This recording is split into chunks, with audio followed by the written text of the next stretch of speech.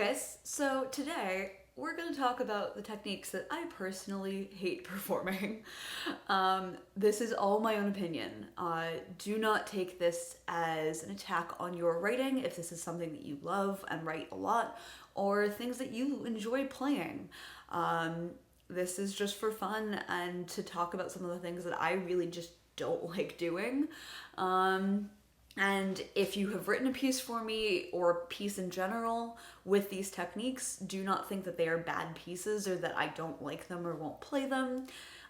This is just kind of my own personal preferences and what I would love to never see again. No, it's not going to happen. Anyway, first, Skirina whistle tones.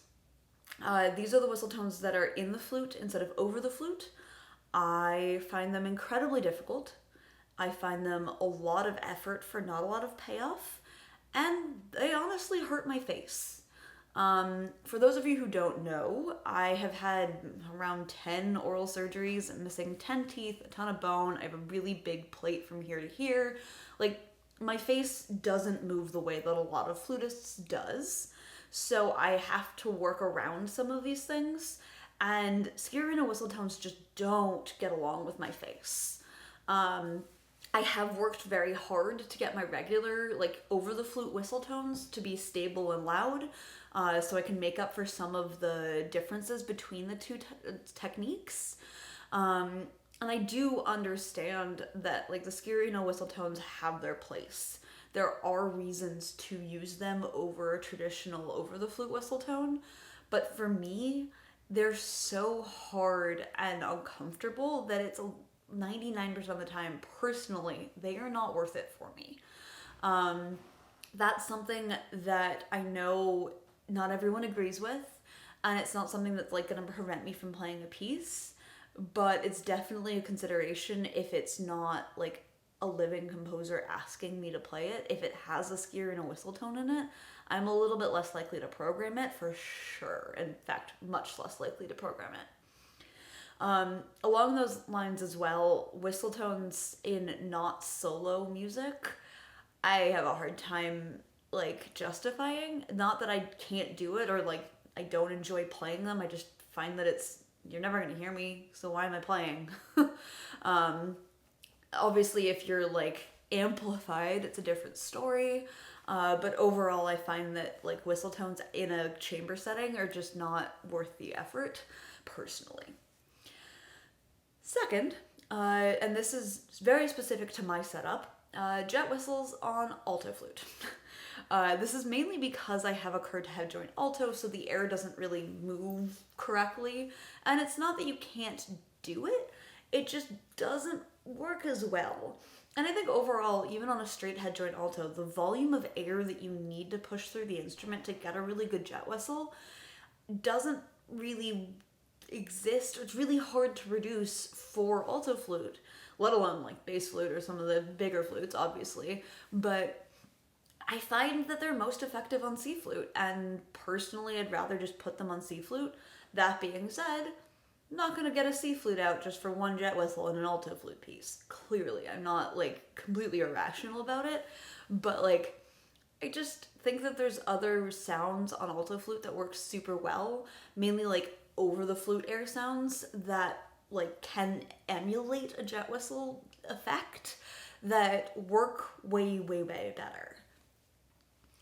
Next, and this one I think is probably my most controversial opinion, but harmonic sweeps. So specifically ones that like go both up and down. And I think this is partially because, again, I have a messed up face and I don't have as much control over my lips as most people have.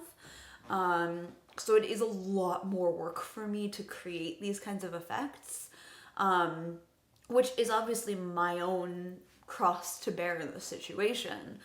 But personally, I find that the work I have to put in to produce these sounds is not worth what comes out in the end.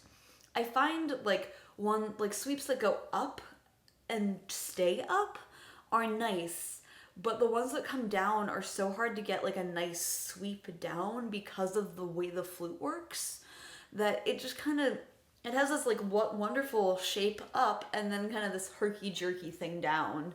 And I obviously have worked really hard to smooth things out, but overall I just don't find them worth it. And if I had my druthers and like we didn't have different musical aesthetics, I wouldn't do them anymore. But obviously this is in a theoretical world where like musical difference isn't created by new technique. So, you know, I'm not like, as I've said a million times, this is not me like criticizing people who use these techniques. I just don't like them. I guess almost the same as the last one, smart Zondo. I don't hear a lot of effort. I don't hear a lot of like tone sound change when I do it. And probably also again because my face is weird, it's a lot of work for very little payoff. I listening to recordings even of other people who are quite good at it, I don't find that it does too much, and I think you can do a lot of it with like airspeed changes and like vibrato changes rather than like the lip movement. So I guess maybe it's more just like the specified lip movement version, because I have definitely like heard it sound really interesting when you're kind of using air manipulation rather than lip manipulation. But it's a lot of work for not a lot of payoff, and that's not what I love. And I think 3 of the last 4 that I've talked about hurt my face. Or not necessarily hurt it, but like put my face in a very uncomfortable position and kind of strain it in a way that is not always comfortable. And, you know, there's only so much I can do with that. It's a constant reminder that my face is messed up, and we don't always love that. The next one, which is again a lot of work for very little payoff, but not because my face is weird, is double and triple tongue effects that are dictated by the composer. I understand having like syllable changes, so using different consonant sounds to change the way that the note starts, that's a different story. That's something that like makes sense, but having like double and triple tongue patterns dictated by the composer, you're not meant to hear the difference.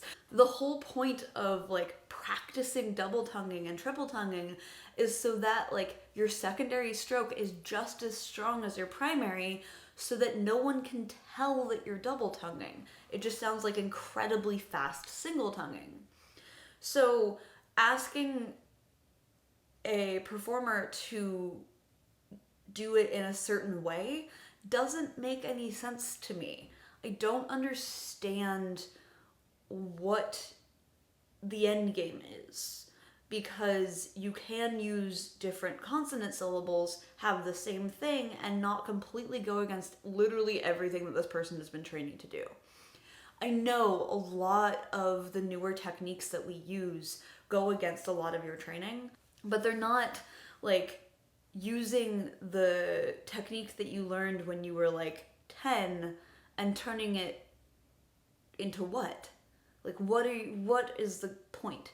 If you want a weaker syllable, use a weaker syllable. Don't dictate double tongue, because then you're gonna get equal syllables. That's the whole point. There are weaker consonant syllables on flute, and to be perfectly honest, the g sound is one of them, but that one in particular is one that like every professional musician, professional flutist at least, or professional musician who double tongues has been training since they learned how to do it, so that you can't hear the difference. Use a different weak syllable. It frustrates me to no end because I do not understand why it's necessary. And if you can explain it to me, please do.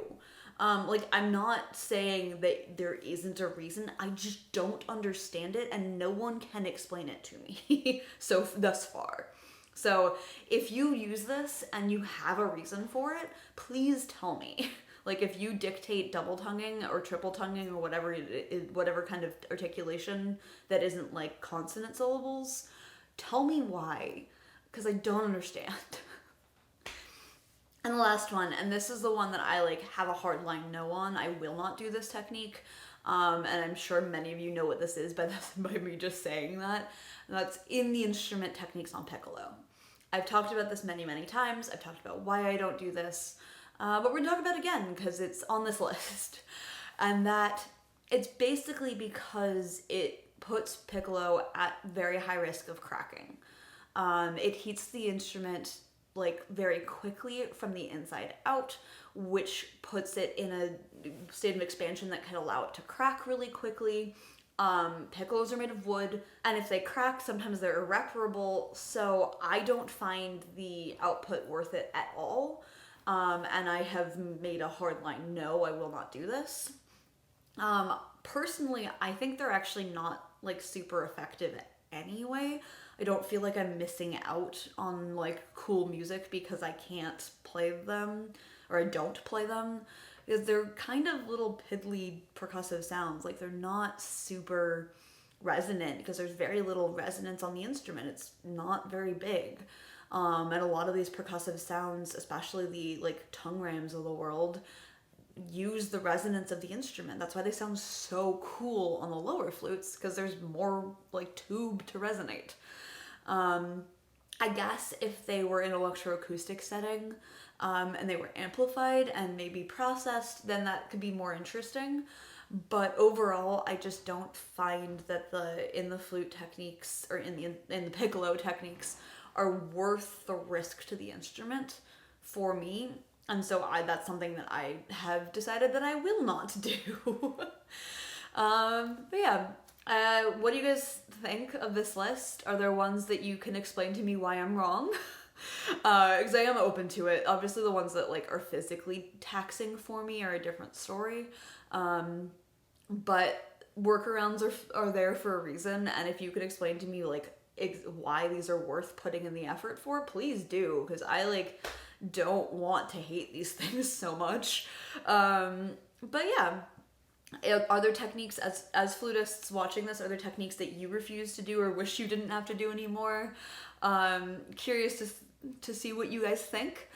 And as always, if you like this video, give it a like. If you're new here, subscribe, and I will see you guys very soon.